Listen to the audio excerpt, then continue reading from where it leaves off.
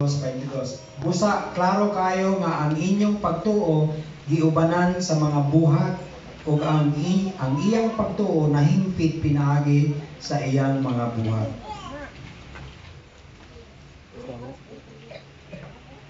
Mahimpit o makita sa mga tao. Tinuod gid kay kung bino ka na kay pagtuo pero wala ka binuhatan. Patay na imong pagtuo.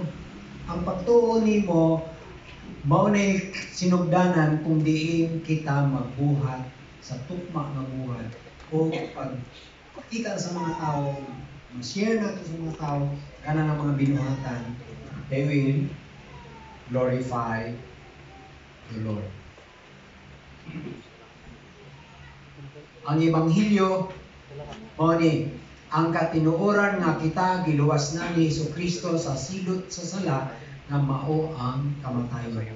So kung unsa na what is evangelism?